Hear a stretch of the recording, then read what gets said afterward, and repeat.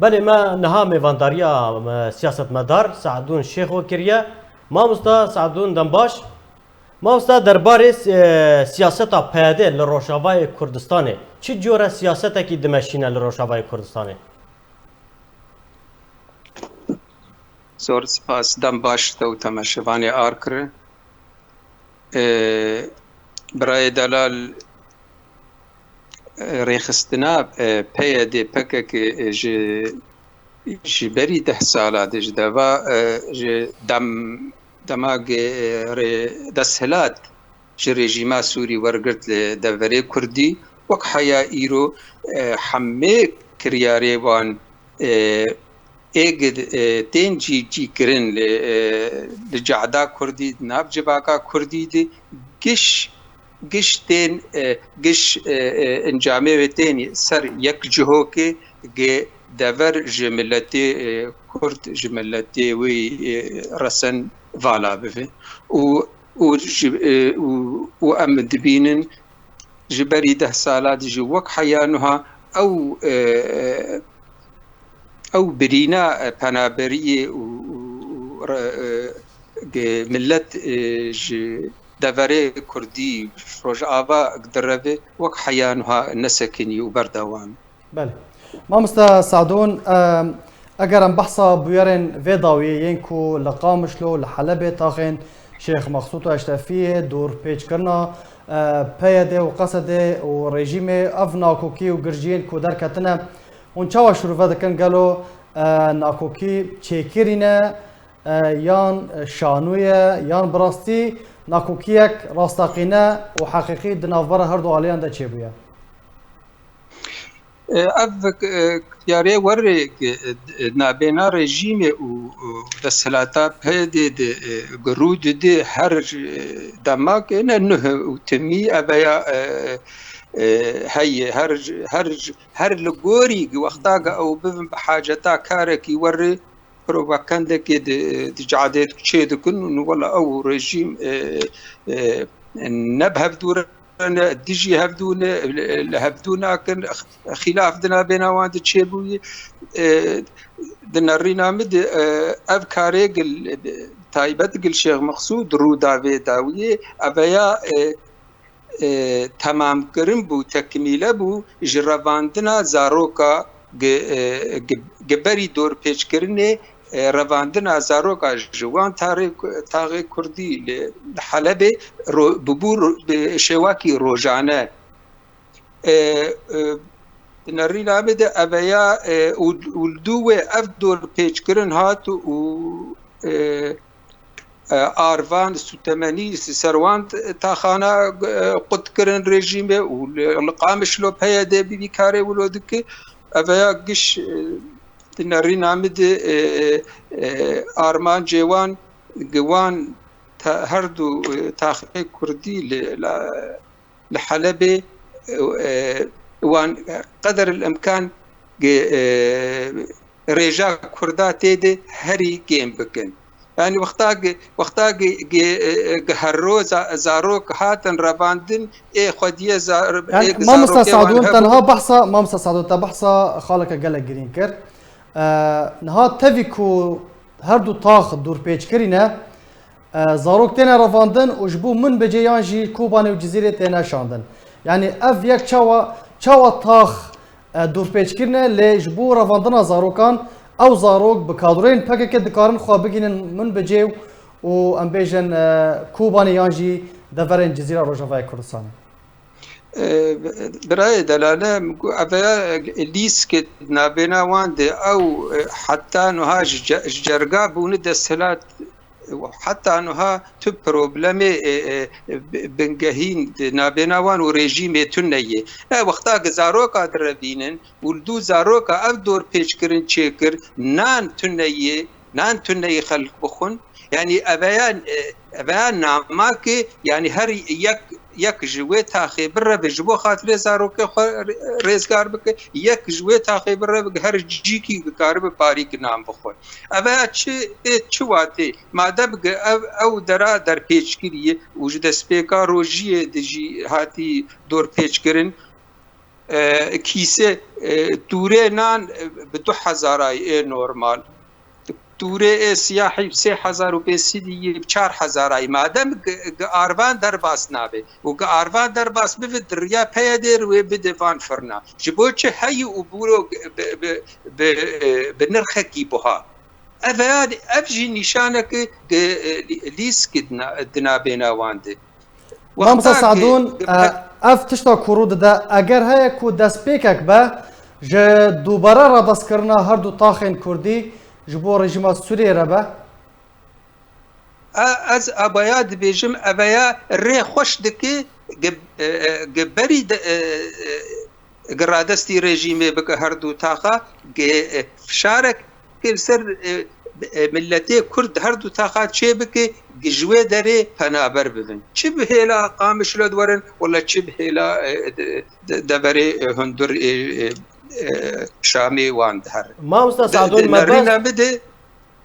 ما بس تو آرمان جوه سیاستی چیه یعنی دخوازند بگینه چه نرینا مده او دخوازن اویا وقتا رجا کردا دوی داره دکیم ببه و هر دو تار گیاشتن و آستاق وک او دخوازن سبه او پنابره عفرینه ایدوان کامپاده و کارکی ولو لجموانجی چه بوه و دور پیچک دیست جی چه بوه و بخوازن کرده ما چل د کامپی وان دبلو چل ایتاره حلبه بن گجوه دبره درکبه و اوا نه داخوازیا رژیم سوری تنه اوا داخوازیا رژیم سوری داخوازیا رژیم ترکیه داخوازیا رژیم ایرانی آگ حتی نها او باجار شیعه پاراست تفی او پروبلمانا گشت چبون لحلبه و دور حلبه و لعفرینه ابد كيف خدمتها هر سي ريجيما بله ما مسا سعدون اگر بالا خو بدن دفرن سينوري ينكو دبن دستي رهبريا پیده چل روجاوای کورسانی با چیجی ل دفرن بیجن دفرن دی وینین عبدالله و جلان سروک پاک هر بلندن آلن پاک هر بلندن دوی دما ضوی دما کو خوبشاندان لطاقه شیخ مقصود اشرفی درکتنه یک وینین عبدالله و جلان سروک پاک و نجی ین آلن پاک که نهاتو بلند کردن هون وی که چاوا برآورده کن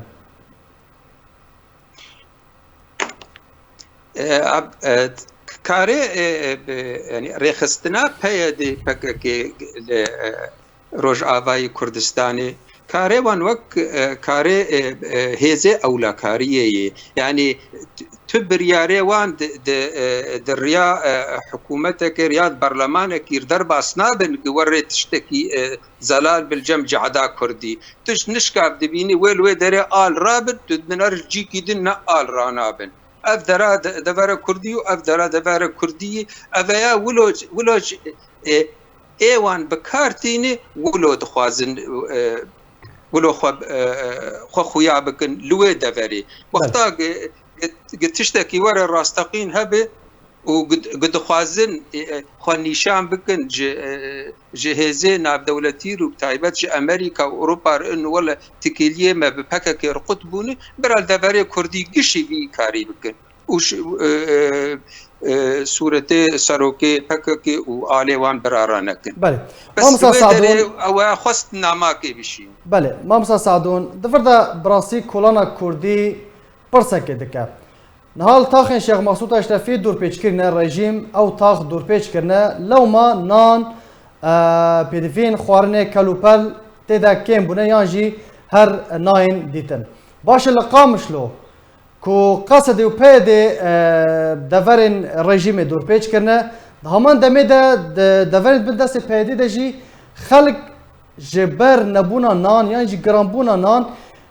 دنالن يعني اف يك تشاوا هون ويك تشاوا شرفه دكن سدم تشي كل قامش لول دفرنت بن دسي بيدي دجي ديسا كريزا نبونا نان هيا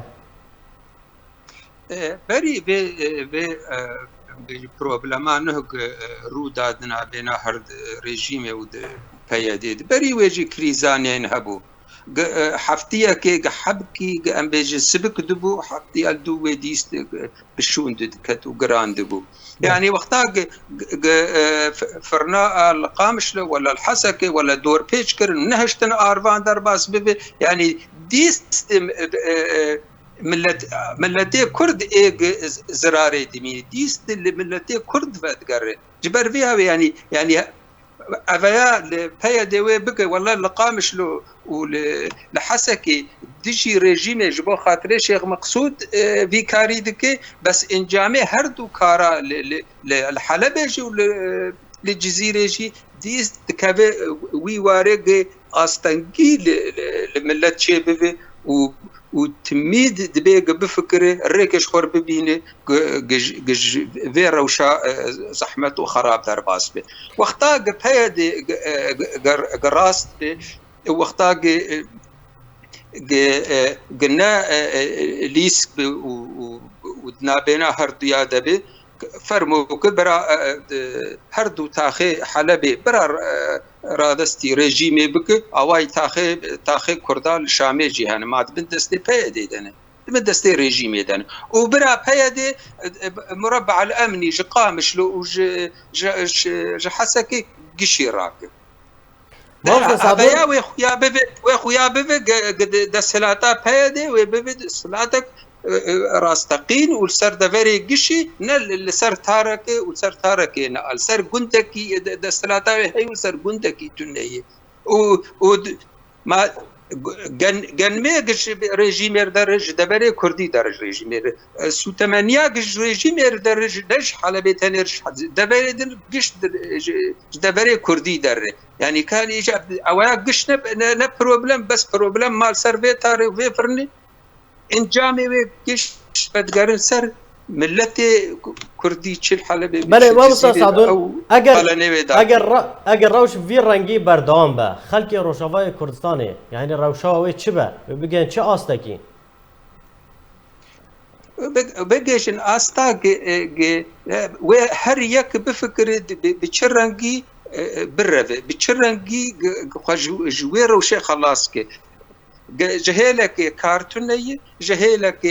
روشا أو كاربي تيك شوية زاروكي ويهبه